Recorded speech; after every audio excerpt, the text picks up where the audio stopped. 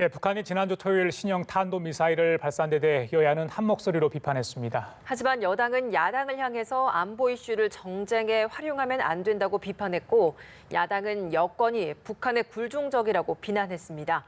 국회 취재기자 연결해 보겠습니다. 지성림 기자. 네, 지난 주말 이뤄진 북한의 미사일 발사에 대해 민주당 이해찬 대표는 말을 아꼈지만 이인영 원내대표는 지난번과 마찬가지로 강한 유감을 표했습니다. 이 원내대표는 지난 토요일에 있은 북한의 5번째 미사일 발사는 한반도 평화는 물론이고 북미 관계와 남북 관계에 도움이 되지 않는다고 지적했습니다.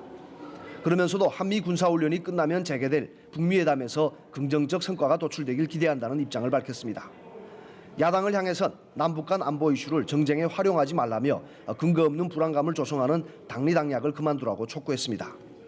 한편 한국당 황교안 대표는 북한이 미사일을 발사한 데 이어 어제는 모욕적인 대남 비난까지 했다며 참기 어려운 수치와 분노를 낀다고 말했습니다. 황 대표는 문재인 대통령이 북한 김정은 국무위원장과 핫라인을 개통했다면 당장 전화해 따져야 하는 것 아니냐며 북한의 노골적인 통미봉남에 정부는 아무 대책이 없다고 지적했습니다.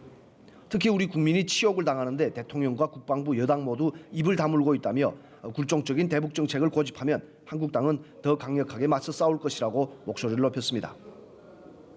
예, 지 기자, 조국 전 청와대 민정수석이 법무부 장관 후보자로 지명된 데 대해서 여야의 입장 극명하게 갈리고 있는데요. 오늘도 이 문제와 관련한 여야 설전이 있었죠? 네, 민주당 이해찬 대표는 최근 개각과 관련해 인사청문회를 잘 통과해야 하반기 국정 운영이 순조롭게 이뤄질 것이라며 여당의 청문회 준비를 독려했습니다. 민주당 이인영 원내대표는 야당을 향해 처음부터 누구는 절대 안 된다는 태도는 국민 시각과 동떨어진다며 당리당략을 떠나 국민의 눈으로 청문회를 진행하기를 기대한다고 촉구했습니다. 반면 한국당 황교안 대표는 조 후보자가 남한 사회주의 노동자연맹 즉 산호맹 사건에 연루돼 국가보안법 위반으로 실형을 받았던 전력을 문제 삼으며 국가 전복을 꿈꿨던 사람이 어떻게 법무부 장관이 될 수 있냐고 비난했습니다.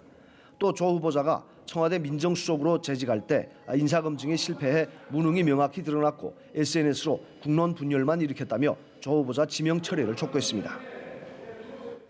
네, 그리고 민주평화당 비당권파 조금 전 탈당 기자회견하면서 평화당 분당이 현실화됐습니다. 이 내용도 전해주시죠. 네, 조금 전 국회에서 탈당 기자회견을 한 민주평화당 비당권파 모임 변화와 희망의 대한정치연대 소속 의원들은 오늘 중에 탈당계를 제출할 예정입니다. 대한정치에는 유성엽 원내대표와 천정배, 박지원 의원을 비롯한 10명의 현역 의원들이 참여하고 있습니다. 이들은 그동안 정동영 대표 사퇴를 요구해왔는데요. 특히 지난주 목요일 집단 탈당 의사를 공식적으로 선언하고 나흘 뒤인 오늘 탈당계를 제출하겠다며 배수진까지 쳤지만 정 대표를 비롯한 당권파는 비당권파의 요구를 수용하지 않았습니다. 비당권파는 어제까지 당권파와 정 대표 사퇴를 놓고 막판 협상을 벌였지만 결국 접점을 찾지 못한 것으로 전해졌습니다. 또 대한정치 소속은 아니지만 김경진 의원도 오늘 오후에 탈당 선언을 할 예정입니다. 정치권에서는 평화당 분당 사태를 시작으로 내년 총선을 앞두고 중도 진영을 중심으로 한 정계 개편 움직임에 시동이 걸릴 것이라는 관측이 나옵니다. 지금까지 국회에서 연합뉴스TV 지성림입니다.